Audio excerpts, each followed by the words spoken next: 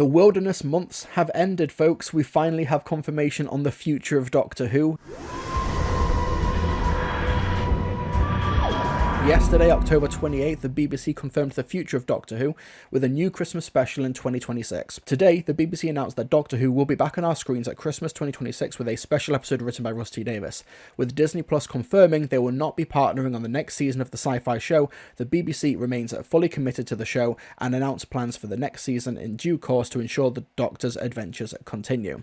Lindsay Salt, director of drama at the BBC, said, "We'd like to thank Disney Plus for being terrific global partners and collaborators over the past 2 seasons and for the upcoming The War Between the Land and Sea. The BBC remains fully committed to Doctor Who, which continues to be one of our most loved dramas, and we are delighted that Russell T Davies has agreed to write us another spectacular Christmas episode for 2026. We can assure fans the Doctor is not going anywhere, and we'll be announcing plans for the next series in due course, which will ensure the TARDIS remains at the heart of the BBC. Before next year's special, fans of the beloved series still have much to enjoy with The War Between the Land and Sea, headed to BBC iPlayer and BBC One later this year, as well as a brand new animation series for CBeebies which is in development. The Doctor Who Christmas special will be produced by Bad Wolf with BBC Studios for the BBC." So this press statement gives us simultaneously a lot to work with, but also an awful lot of questions that have yet to be answered. But the 3 big takeaways, which I will go through in no particular order.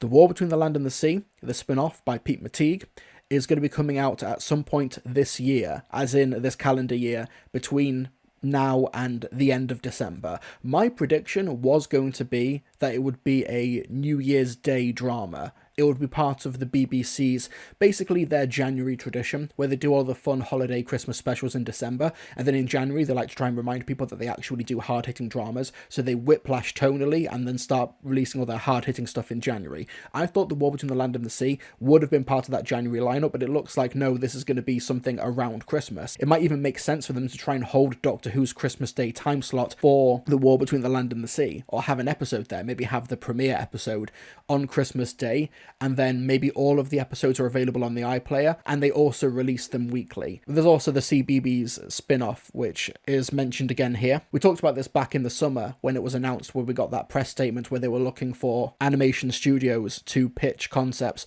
for the CBeebies series. The press statement also said that they were going to be looking at submissions and finalising those at the beginning of 2026 or the end of 2025, so that is something that we're not going to hear about for a few more months at the very earliest. And the second aspect, Disney are out.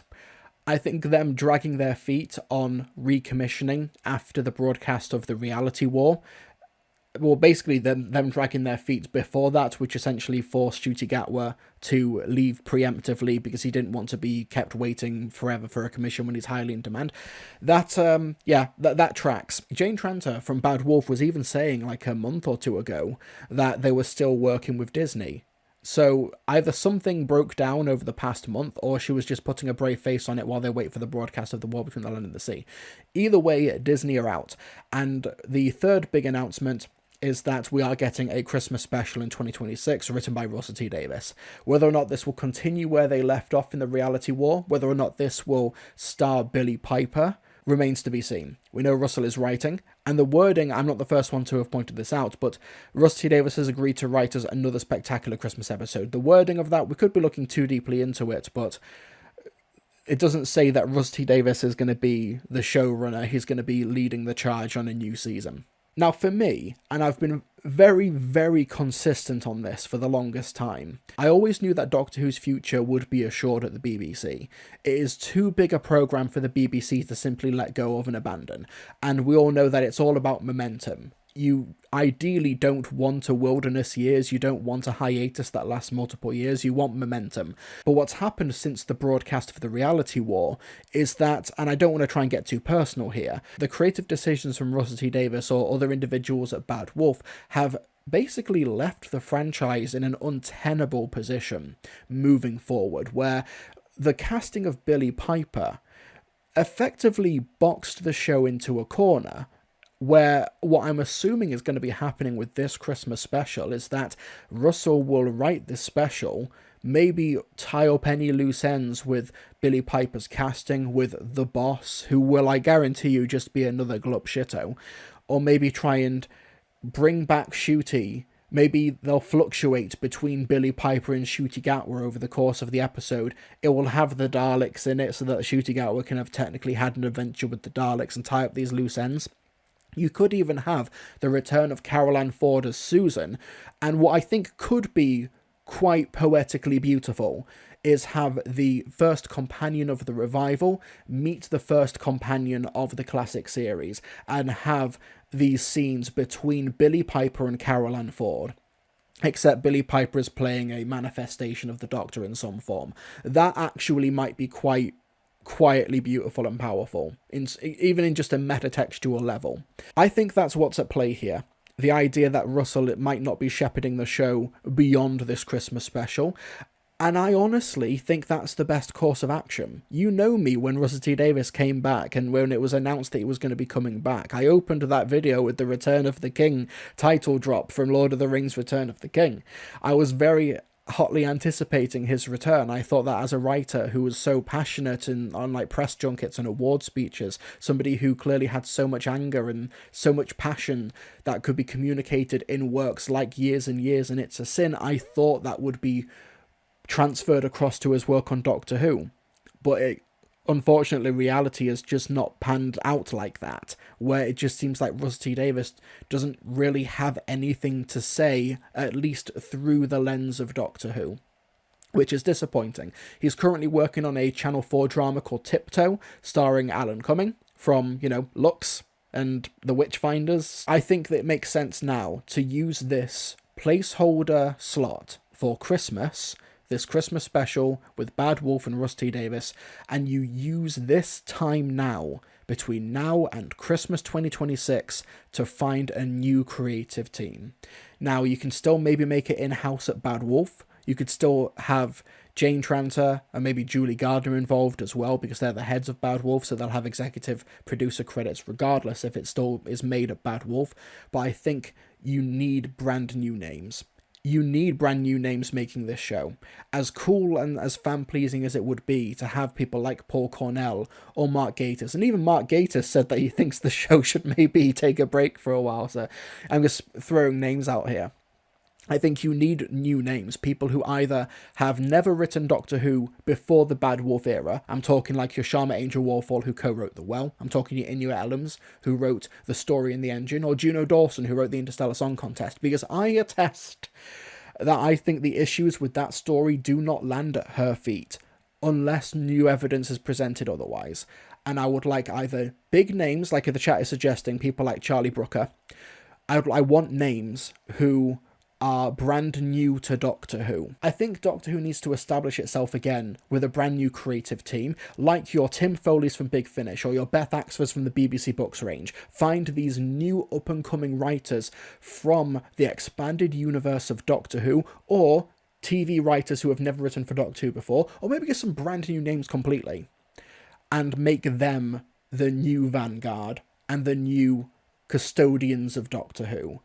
Because even with Joy to the World, a story that I don't think is horrible or bad, but it does feel like a episode of Doctor Who, a Christmas special of Doctor Who, that has been written by somebody who's been writing Doctor Who for 20 years. It feels like that. It feels old. You contrast that with the youthful exuberance and the potential of a casting like Ncuti Gatwa, and then it's written with fan brain, terminal fan brain. Somebody who thinks that the idea of Omega and bi-generating Rani is what people want to watch, and I just don't see that personally. Now, I've seen a lot of people say that with Disney Plus no longer involved, that's basically the main thing holding Doctor Who back. Those were the chains that were binding Russell, and now we can finally get to business.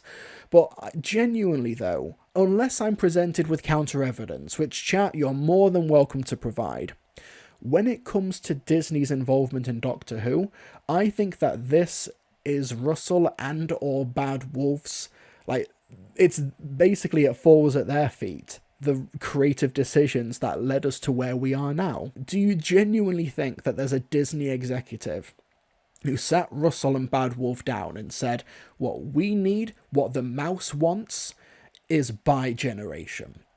What Bob Iger really wants from this show is Omega. He wants the Rani. I don't think that's the remit that Disney gave them. I think these were, and I'm gonna say it again, I think these were unforced errors.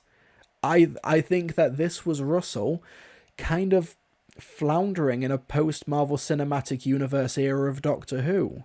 There's a reason why the Interstellar Song Contest ends with a bi-generating Rani, because it's a post-credits Marvel scene. That's the beginning and the end of the reasoning for why he ended the episode like that. It is... there's the infamous Doctor Who Unleashed clip, or was it an interview clip? I can't recall the actual source of it, when he says you just hope that it will generate content. And that's the... Bob Iger wants a giant CGI zombie. Do you think Bob Iger is like that guy from the Kevin Smith Superman anecdote who's just really obsessed with the giant spider? You know, he wants Kevin Smith's Superman, played by Nicolas Cage, directed by Tim Burton, to fight a giant spider at the Fortress of Solitude. And then Kevin Smith, a few years after dropping away from the project, goes to see the Wild Wild West movie starring Will Smith, and it has a giant steampunk mechanical spider. John Peters, that was his name. John Peters. Yeah, there are John Peters personalities in the media and entertainment industry. There obviously are, but I want counter evidence if there is any. I don't think those people, or those type of people, were influencing Bad Wolf and Russell T Davies. I genuinely don't think so. Disney, for all of their faults as an evil, monopolistic corporation, they rolled out the blue carpet for Doctor Who. They gave it increased funding, they gave it an increased platform, and they also gave it all of the really cool accessibility features, which I really hope that BBC Studios and Bad Wolf are able to maintain when they lose that Disney Plus partnership distribution deal from dubbing in different languages, or maybe they'll get it with a different streamer. Obviously, these are questions way far in the future now, but hopefully we don't lose those things. And this was Russell T Davies's thing to lose. Or Bad Wolf. I don't want to put this solely at the feet of one person. That feels way too personal. Were Disney there saying, you've got to bring back Sutekh? You've got to make a sequel to Pyramids of Mars? They're chomping their cigar, saying the kids of today are going to love Sutekh. I don't think that happened.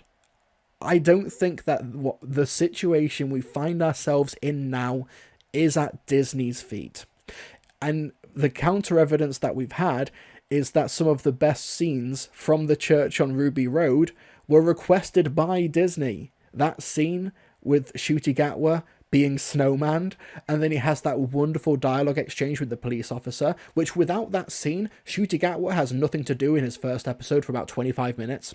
You could argue there's a benefit to that, but it was a good note from Disney. What happened here is that Disney rolled out the blue carpet quite literally. They had the premiere and everything. And what ultimately ended up happening is that Russell made them a show that a mass audience didn't want to watch. And I think we kind of have to acknowledge that. Once again, these unforced errors. And I think what happened with the reality war as well is that Russell, maybe seeing the writing on the wall, took one last ditch effort to try and salvage it by calling in a favour with Billie Piper and casting her to be whoever the face of the show is now. A couple of weeks ago in Doctor Who magazine, Dalek and Jubilee writer Rob Shearman, friend of the livestream, said in an interview with Doctor Who magazine, for the show, for Doctor Who, I go through phases. I have a real push-pull thing with the show. At the moment, I'm in a pull phase. It's weird because the show is probably as dead as we've ever known it. He continued, after 1989, we had, for years, a current Doctor. Now, everything that is ever going to be produced in Doctor Who terms is going to feel retrogressive, at least with the new adventures and then the BBC books. You thought, it's the current Doctor, McCoy or McGann. Now, no one's going to start writing Doctor Who books with a Billie Piper Doctor because no one knows what that means. In a funny way, the closing moments of the reality war seem to put a full stop on things. We didn't have that before. Rob Shearman has nailed it absolutely on the head there. This is why a Fade to Black or a Walking Off into the Sunset, in hindsight, I've got to say in hindsight, was the best thing to do for Doctor Who in this current state. It wouldn't surprise me if there were license holders who were not wanting to renew their deals with Doctor Who in the BBC studios because who's the face of the show now? Because even if you say Billie Piper, it's just Billie Piper's head photoshopped into Ncuti Gatwa's body. That's why the regeneration energy keeps on obscuring everything, because it's just... because that's just what they did. And what happens here is that because Billie Piper is technically the face of the show, but we don't know who she's playing, who's the actual face of the show now? Technically, for the first time in Doctor Who's entire history, we don't have an incumbent Doctor. Shearman's absolutely right. And I understand that, was it Jane Tranter who rebuked him a couple of days later? But he completely hit the nail on the head here. Casting Billie Piper and not establishing who she is, or what type of character she's playing, means that effectively, you have put a full stop on the show. Where you're going to be making BBC books now, or the Doctor Who magazine comic strips, or the calendars, or whatever, but you're going to be looking backwards, and you're not going to have an incumbent Doctor. Even the Wilderness years had Sylvester McCoy, had Paul McGann. Now we have no one.